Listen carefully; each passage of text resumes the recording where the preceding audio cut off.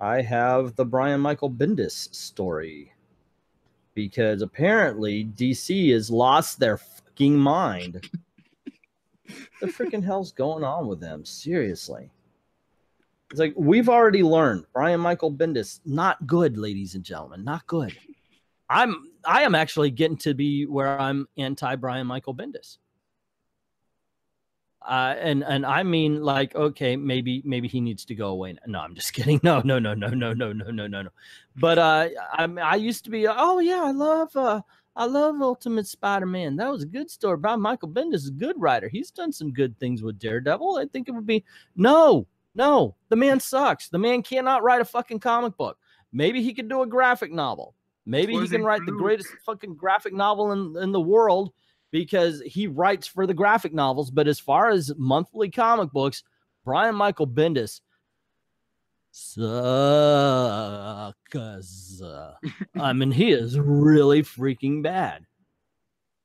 Just read Pearl, or what's that one with the other imprint he's doing, Scarlet, which is in issue 2, and we still haven't figured out why they're rebelling.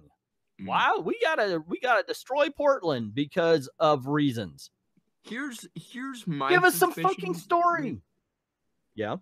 Here's my suspicion with Brian Michael Bendis. I think we have a Shyamalan style situation where I think he might have bought a little bit too much of his own hype, and now he thinks he can do no wrong, and as a result is doing very, very, very wrong, very frequently. I think I can agree with you on this. I think it's a case of the name. Oh, it's Brian Michael Bendis. He'll sell comics, and we're going to give him all the free reign he wants. And except for he needs an editor willing to say, no, Brian, you are doing bad here. You are not doing well for us. Here's some of the animus I have towards Brian Michael Bendis. I know I can get more views with a video that says this comic book sucks more than if I say this comic book is great. And I understand. I mean, if you see it's great, okay, it's really cool. I'll go find out why for myself. If it sucks, wow, I want to know why it's going to suck. The one character recently that has kind of bucked the trend has been Superman. Whenever I would do a Superman comic book review, because of Tomasi, everybody would watch it. It would be a very popular video. People loved Tomasi Superman. People loved Tomasi Super Sons. That the Superman titles were riding on a high before Bendis came, and then it crashed. Holy shit, it's been bad. And it's been everything that I've mentioned about Brian Michael Bendis. That's what it is. You get information, no information. Information, no information. Issue 4 is important to the story. Issue 5 is them wandering around, wondering what video to rent. Plot twist, Brian Michael Bendis was secretly replaced with Metallo and is intentionally attempting to sabotage everything. Sabotage Superman, yeah. So they announced that he has a new creator-driven imprint for DC Comics earlier this week. And it's like Wonder Comics. And so apparently, let's see, what's this say? This is from Sci-Fi Wire, and it's from Sci-Fi Wire because it's the one that popped up when I was looking for something to talk about. And plus, Sci-Fi Wire can piss you off sometimes. But it says the Wonder comic lines that Bendis and his wife will curate will focus on young heroes. And I'm like, okay, you're going to fuck up the Wonder Twins? Oh, man, come on. And then I see that they've got Dial H for Hero, and if you have seen the video that's pinned to my page here, like if you're a new viewer, the one that shows up first for everybody to see is the one where I talk about how I became a comic book collector. And one of the first things where I said, I have to get that next issue, I have to keep getting it, was Dial H for Hero and Adventure Comics. So I'm a huge Dial H for Hero fan. by the way, that hero in the in the early 2000s that came out, fucking brilliant. Loved it. Loved it. So I'm not very happy to hear that it's like a double-edged sword. Hey, they're bringing back Dial H for you. Oh, fuck. Bendis is in It charge. annoys me also that everyone and their mother is getting their own imprint. Like, yeah, it as a tactical maneuver annoys me, and also it dilutes the importance of you are good enough as an artist to deserve your own imprint. Like with Neil Gaiman's Sandman, it makes sense because it's Neil Gaiman writing Sandman, but Brian Michael Bendis and all these social justice oriented books get their own imprint, and it's just like, oh, this is going to go horribly. Let's see. Mad Mike says, I thought people at DC were pissed at him because he tanked Superman. They were mad because they expected him to do numbers that he has not been doing with Superman. But if you remember, before he came on, we kept hearing about the sweetheart deal that he got. So this may be one of those things. It may be a contractual obligation, because according to all of the news before Brian Michael Bendis came on, DC gave him the fucking moon. So I wouldn't doubt it. Eric Breen saying, get ready for an increase in view counts. Well, okay. Chris, Superman 2 by Bendis is the most pointless fucking issue. Nothing happens. Absolutely. I said it. So you could literally skip. And Man of Steel was the same way. You can skip the even numbers. It's like opposite Star Trek. Where the odd number movies suck and the even number movies are good. It's the opposite of that. Skip all the even numbers of Brian Michael Bendis book, and you can still have the story. Nightwolf says he can only write one way and it gets old fast. The imprint is for teens and young people.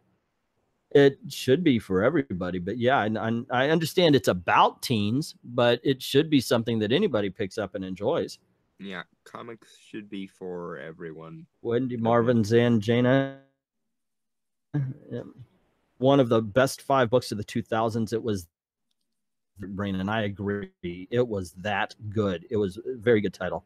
Chris is saying, while Bendis will lead the imprint, he's only writing Young Justice and Naomi. Wow. I know. That's what this is saying right here. The flagship title, Young Justice, written by Bendis with art by Patrick Gleason, will focus on a superhero team that includes Tim Drake's Robin, Bart Allen's Impulse, Connor Kent's Superboy, and some new characters too, including Jenny Hex, a descendant of Jonah Hex, and a teen lantern, a young girl from Bolivia with the power of a Green Lantern Corps. So we're not getting Aqualad and all of them. I've got to watch the next season. They're not. No spoilers. No spoilers. I will smack you through this microphone. Don't spoil that for me, man. I had already had season 2 spoiled because of this. I'm not going to spoil anything for you. All right, cool.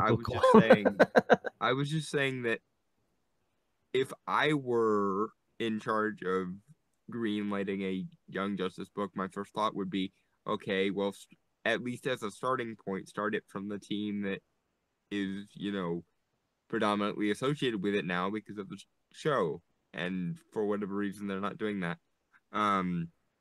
So I guess it's good in a way, because for one thing, that means that they're less likely to screw up the one from the TV show, but also in a different way, because it means they're not trying to desperately show for no good reason. So it could work, but I reserve my hope for anything else.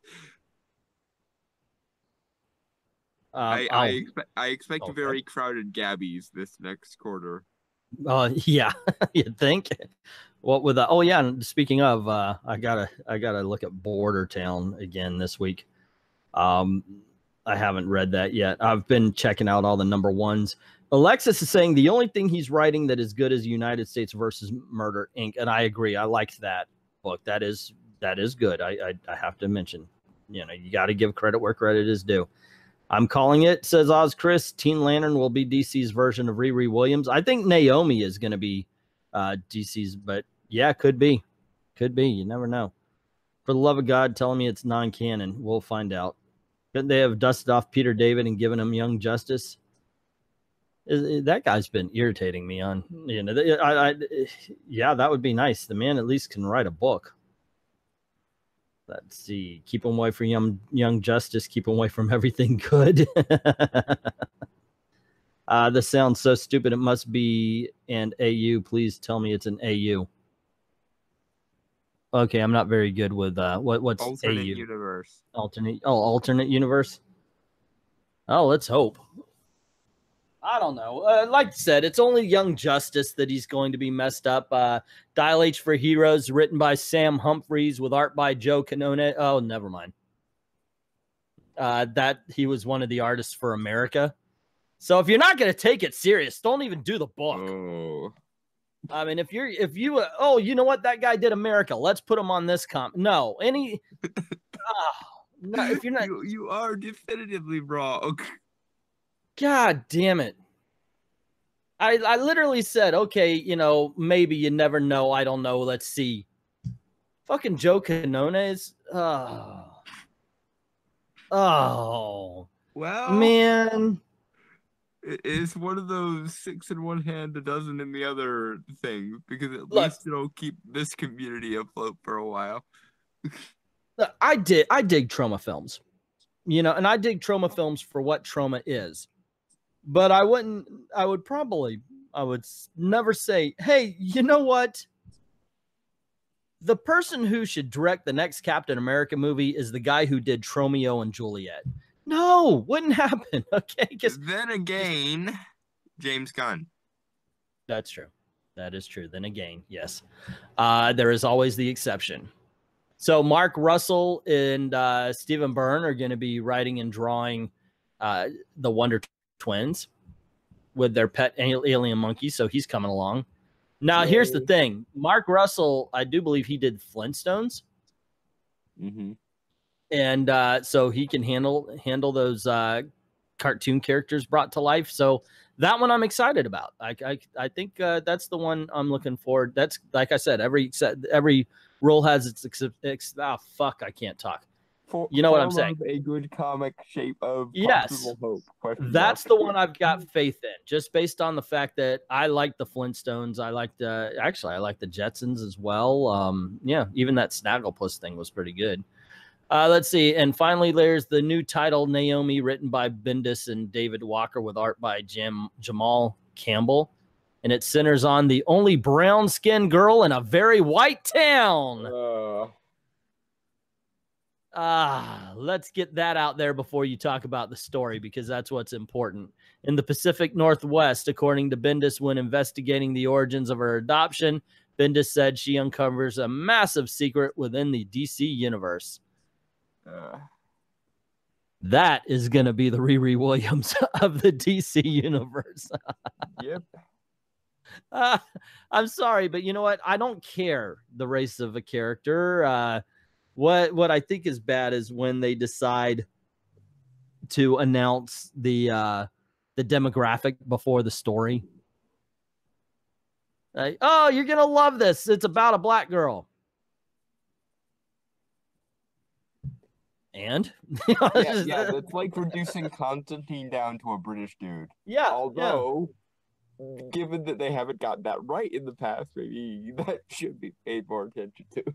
I can literally see them announcing a comic book. Oh, Comics Gate is gonna love this. It's about a white guy.